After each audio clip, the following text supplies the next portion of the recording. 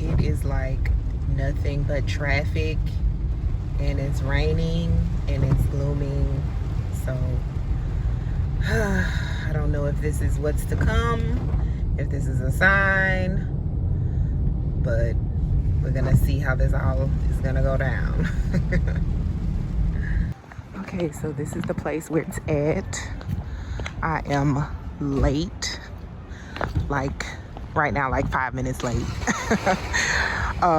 Traffic was bananas. There were like accidents and everything. So we'll see how it is once I get in here because I'm late. So now I'm all through security check-in. They scanned my ticket and here I am. They got a bar. This place looks really nice. Some kind of raffle going on.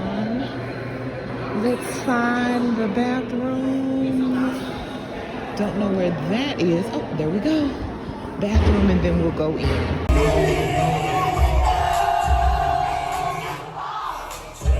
So, where was that clip taken from? You might say a nightclub or a party, or that was taken from a Rachel Hollis event. You guys, we're gonna talk about this today, okay?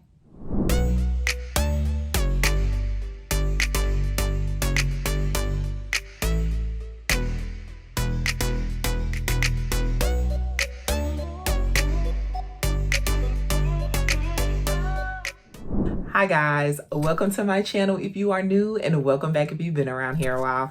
I am Kendra. This is Kendra Creates. This is my space for sharing my weight loss journey with you. Hopefully I'll help you out along the way if you're on a weight loss journey too.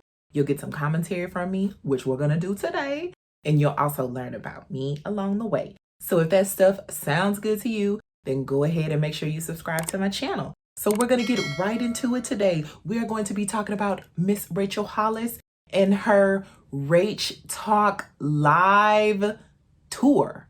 Yeah.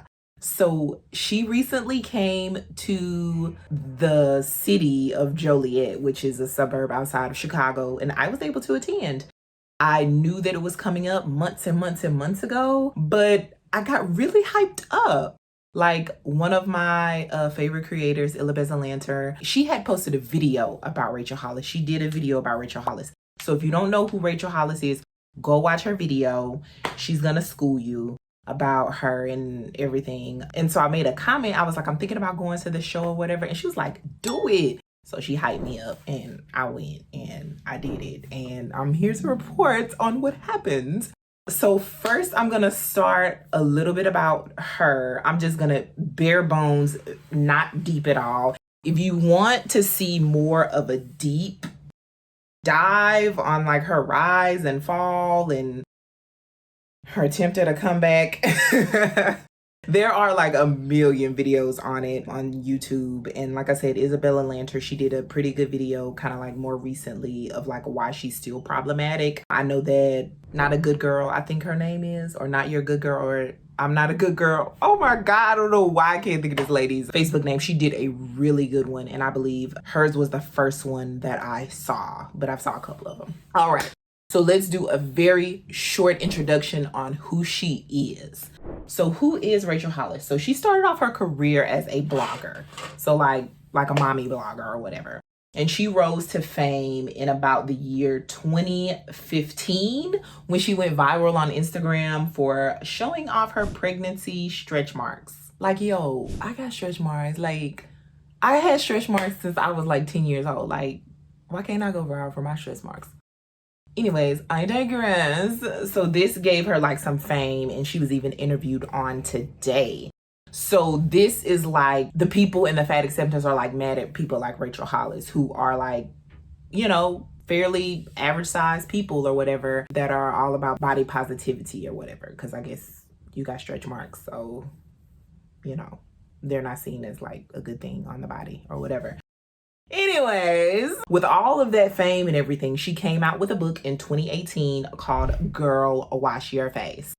It has been criticized for spreading toxic positivity. I'm gonna talk about this, y'all. And it went on to sell 1 million in its first year, but y'all, I'm going to do a pause for the cause. And I want to read a little excerpt from that book, okay? So y'all, open up your ears and listen. Y'all, would you respect her? Would you count on Pam or the friend who keeps blowing you off for stupid reasons? Would you trust them when they committed to something? Would you believe them when they committed to you? No. So this is how she describes a friend she asked the reader to imagine who loses weight but then gains it back. Now I feel like she got personal beef with me. Because as much as we like to think that people lose the weight and just keep it off forever, that is not the case with everybody. That is not the case with like most people. That was not the case with me. I lost a whole lot of weight. I gained it all back plus more. And so she calls these types of people untrustworthy. And basically, you should drop that friend if they lose weight, then gain it back, because they're not the commitment type. So how can you trust this person to be there for you, I guess, if they can't even be there for themselves and keep the weight off? She wrote this in a book, y'all. We're going to keep going, though. We're going to keep going. All right. So she had the book, and with the book came a podcast with her husband at the time, Dave Hollis, clothing, jewelry. 2019, she had a new book called Girl Stop Apologizing. That was also a New York Times bestseller. Like, just to give you an idea of how much or how big this woman was, she made $20 million in revenue in 2019. She had a 10-person company that turned into 50 people. And she was getting paid $100,000 to $200,000 to speak at events. This is at the height of her career. And so this was back in 2019. So in 2019 to 2020, she gets accused of plagiarism. There was some stuff that she took from Maya Angelou or whatever, and she blamed it on her social media manager, whatever. And then 2020, she was very slow to respond to racial uprising and issues with the death of George Floyd. She got criticized for that. And then in 2020, she announced her divorce. A lot of people speculate that she announced her divorce to move the criticism off her and her slow response to racial tensions in the United States. Because she has this huge platform, but that's one thing she's not touching with a 10-foot pole. All right. And then she came out in 2020, a couple months after she announces the divorce, another book. Didn't see that coming. That's also a New York Times bestseller. So I just wanted to give you just a little bit short background about her. But before we move into my talk about me attending this event, I want to get into another comment she made about being overweight, and it's being the equivalent to settling for a half-lived life. Yeah. Humans were not made to be out of shape and severely overweight. You can choose to continue to abuse your body because it's all you know. You can choose to settle for a half-lived life because you don't even know there's another way. But please, stop making excuses for the whys. Well, we know that there are a lot of reasons why people do not lose weight, and they have a very difficult time losing weight, and they have an even more difficult time of keeping it off. We already know that. I've talked about that in my video. I have talked about that in plenty of videos with inequalities, with socioeconomic status, with inaccessibility to food, with being poor. Yeah. So it makes it a little more difficult for some people. And for women like her who have never had those issues in their life, they can't fathom the thought that someone is uneducated about health and nutrition. Also, let's talk about the fact that she doesn't want to be relatable. Doing a live stream, and I mentioned that there's a sweet woman who comes to my house twice a week and cleans. She's my house cleaner. She cleans the toilets. Someone commented and said, "You are privileged AF." And I was like, you're right. I'm super freaking privileged, but also I worked my ass off to have the money to have someone come twice a week and clean my toilets. And I told her that. And then she said, well, you're unrelatable. What is it about me that made you think I want to be relatable? No, sis, literally everything I do in my life is to live a life that most people can't relate to. Most people won't work this hard. Most people won't get up at 4 a.m. Most people won't fail publicly again and again just to reach the top of the mountain. Literally every woman I admire in history was unrelatable. If my life is relatable to most people, I'm doing it wrong. Yeah. So now that I've introduced you to Miss Rachel Hollis, we're going to get right into talking about Rach Talk Live. Okay, so I was late. So I come in the middle of a story and I don't know what she's talking about. So I have to kind of decipher what she's talking about because I'm in the middle of a story. So basically, she was in some large venue and it was in Dallas, and she had a panic attack. And then she felt like she was about to poop herself. And she was there with her boyfriend. So this is after her divorce or whatever. So she's there with her boyfriend. And she talks about how like he was trying to like be nice to her, to cajole her, to get her to snap out of it or whatever the case.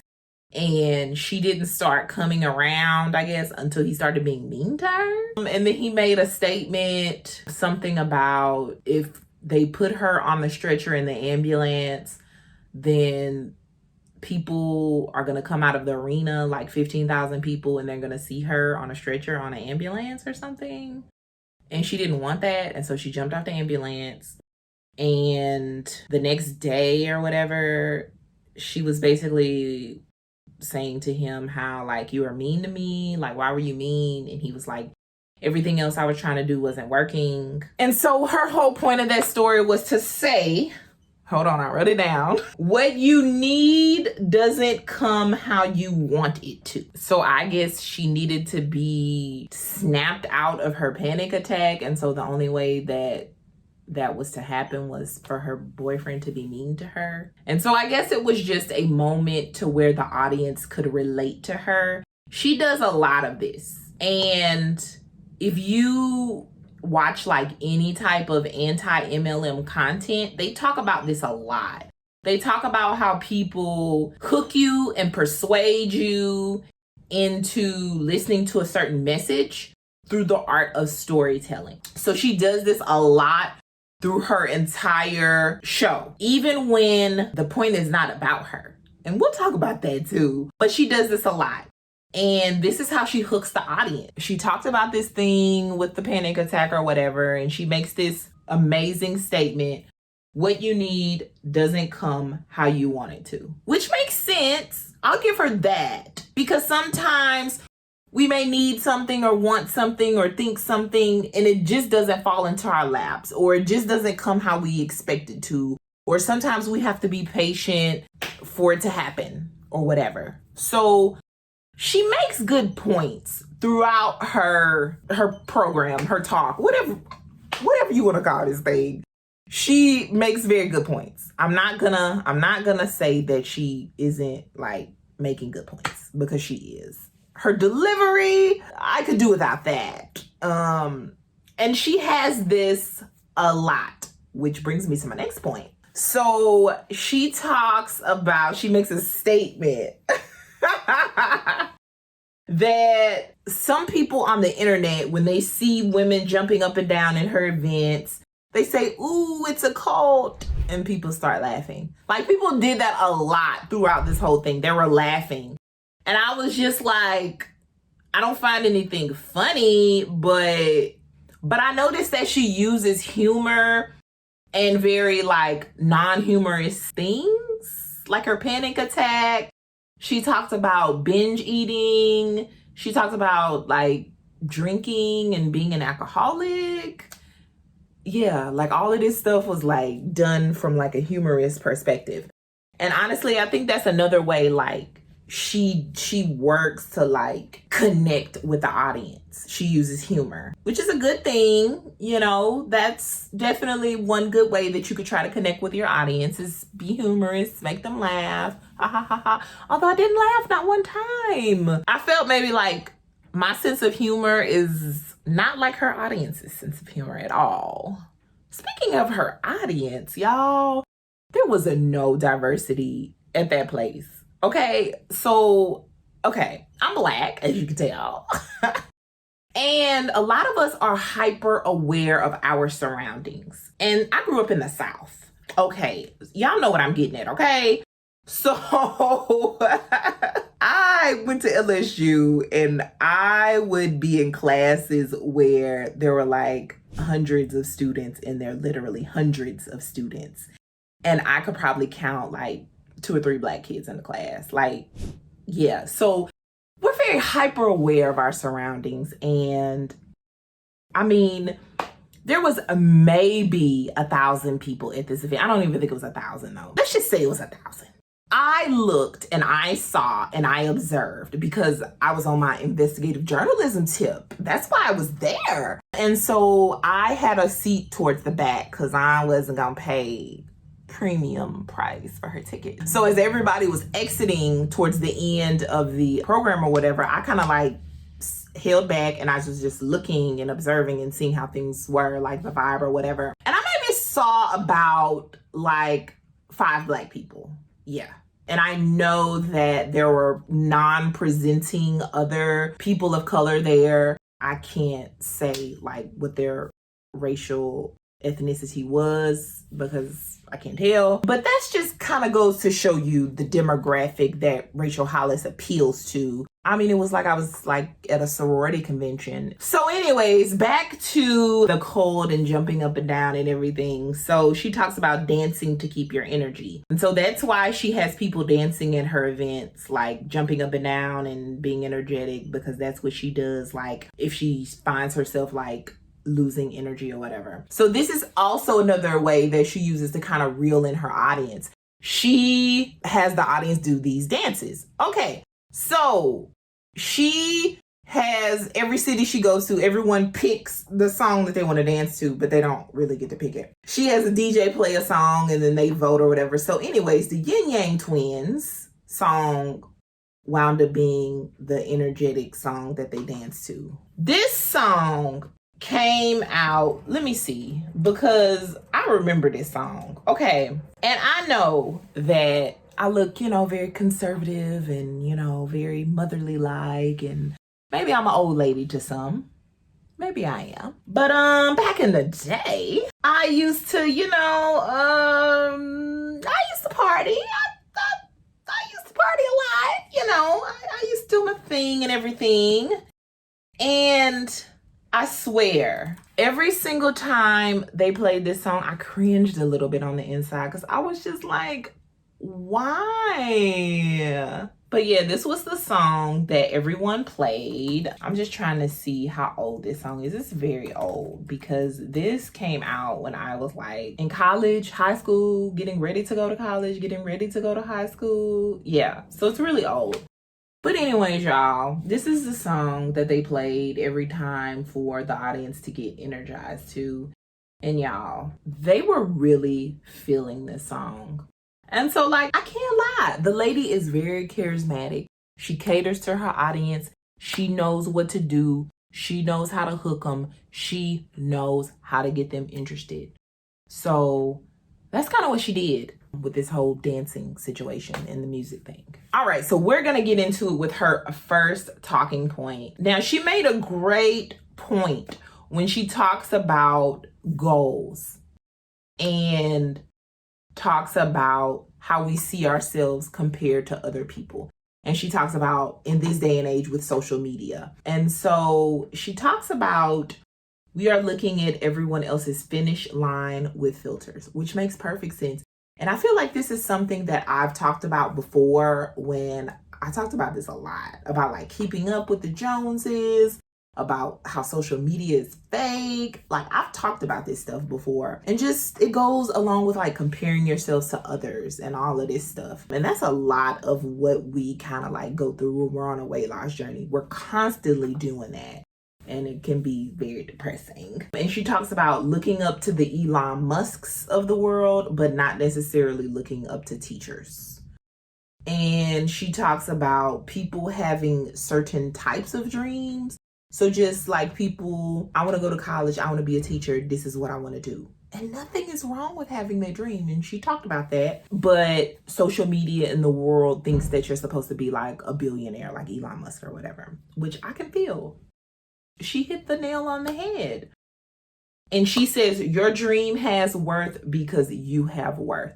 So like I said, she makes great points, but then I feel like she honestly like backtracks on her points. Because she says you can have these dreams that you want to do, but then she also like says you have to dream bigger. You have to do more. You have to make sure that like men or people or society or whoever can't tell you that you can't do something. Gosh darn it. If somebody want to be a teacher, let them people be a teacher, because it needs more of those people in this world. Because I don't want to teach K through 12. No. So let those people be a teacher. So I felt like she did this a lot throughout her whole talk. Was she basically, I felt like she said one thing and then said the complete opposite. And it made me think, because I'm deep thinking about this, I'm like not in the moment. Like, I'm not drinking the Rachel Hollis Kool-Aid. So I'm just thinking like people are going to eat this up. Whether they are thinking big long range goals, like I want to own a yacht, or they're thinking very like normal goals, like I just want to buy a home. You know what I'm saying? Like, I don't want to live paycheck to paycheck, you know, like, or I want to go back to school, I want to graduate, like stuff like that, like, you know, kind of like everyday like type goals. So I felt like she does that. She talks from both sides, and honestly they really tend to like go against each other, if that makes sense. And then she did some meditation exercise, which I'm not gonna talk about. Like, I don't care enough. It was like 15 minutes of her just talking and people deep thinking. I honestly think it was just like for people to kind of get emotional and to people to kind of like deep think, because she was saying something about people passing away and something about thinking about 5 years and you've accomplished all these goals. So you're going from one very grief-stricken extreme to one very, very happy extreme. So I think that's another way kind of like she is playing on people's emotions and getting them very, like, I can't explain it, but just very like hyper aware of, oh my gosh, like I have to think about this. Like, I have to do this. Like, I have to think about my goal because, you know, time may pass me by and I just have to do this. I have to get on it. So meditation, not even worth talking about. Then she does this little exercise where she tells everybody in the room to partner up and to think about your dream. So you're going to share this dream with your partner and you tell each other your dream or whatever. And the whole point of it is so that when you leave here tonight, someone is going to pray about your dream, or someone is going to speak life or give energy to your dream. And when you think about back to this evening, then you forever have someone to root you or cheer you on in your dreams. And I'm thinking, ain't nobody gonna do that. Like, after you leave here tonight, no one is gonna care what you told them what their dream is. Just being real. And so after the whole dream exercise, she once again tries to relate to the audience through the art of storytelling. She talks about like trying and failing things, because probably everyone has experienced failure. So she wants people to know that even Rachel Hollis failed, you know, but that doesn't mean anything, because you can still be on this stage. You can still accomplish your goals. And you can still make things happen, because if I did it, anybody can do it. Yeah, she's saying this. And then she talks about like people indulging in vices like she did, because once again, she wants the audience to relate to her. That's how she connects.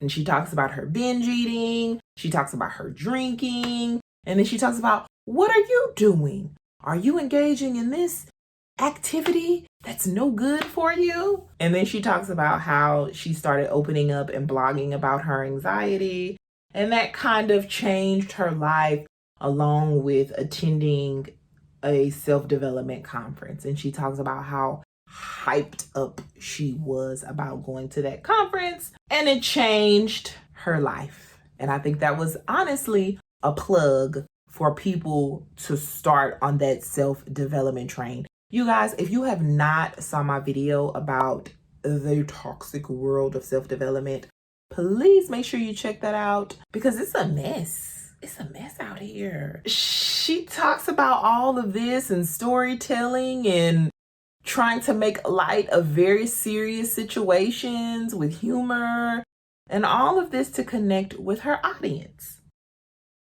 even though she doesn't want to be relatable. This girl a mess, y'all. All right, so that leads me to my final part of what I want to talk about this whole little talk or whatever. So the final thing that I want to talk about is, we talked about those dreams, right? So she wraps it all up and she has someone share their dream with the entire room. So I feel like she purposefully chose someone that she feel like would be kind of like an inspiration to everybody. And she chose a Latina woman.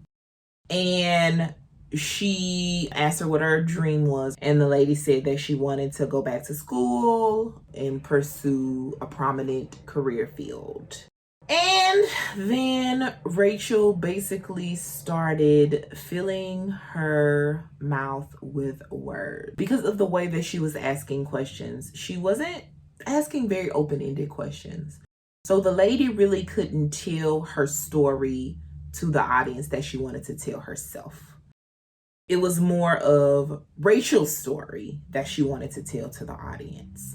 So basically, Rachel asked the lady, how would, achieving this or having this career change your family's life financially, or change her life financially? What's up with the finances? Okay. So the lady made the statement that she would open up a nonprofit, which was like, everybody was like, oh yeah, that's what's up. Okay. So y'all, you ask me what my dream is. My dream is to have this prominent career, so where I can make enough money to eventually open up a nonprofit. That's my dream. But then you tell me, no. Something else needs to be your dream. Basically, that's what she did to this woman, y'all. So after the lady said that, then Rachel Hollis says something else. And y'all, I'm so paraphrasing, and I wish that I could have gotten everything down. But she asks her another leading question. That's what they call them, leading questions. It's like when you want someone to answer a question in a certain way, so you'll phrase that question to where they have no other choice but to answer it in the way that you want them to answer it in. That's what she was doing. So then she said something about, Rachel tells the audience, you are allowed to want something for you and your family. So basically, and she tried to pose it from this, good point of view. Oh, don't worry about, there's no judgment if you don't open up that nonprofit right away. You're allowed to do something for you and your family. But the lady said what she wanted to do. And then Rachel asks her, so who would you do something for in your life? And she's like, oh, my mom. Of course, my mom made it. So she's going to do something for her mom. So would you buy her a house? And the lady says, yes. And then Rachel says, oh, yeah, that was one of my proudest days when I was able to pay off my parents' mortgage. Didn't nobody ask you that? She asked her that question so she could talk about paying off her parents' mortgage. That's why she asked her that question. And then Rachel makes a statement about people think that we just get money and we get a golden jet and we're off popping bottles, blah, blah, blah, blah, blah. And I'm like, but Rachel, your company was bringing in $20 million in revenue. You were getting paid $100,000 to $200,000 per speaking engagement. If you wanted to rent a private jet, you could. If you wanted to pop bottles every single day of the week, you could. And you still can do that now. I feel like she was really trying to be relatable to her audience to say that, oh, I just paid off my parents' mortgage. No big deal. People can't even get a mortgage these days, let alone pay off their parents' mortgage. And I just felt like, girl, what are you talking about? Okay.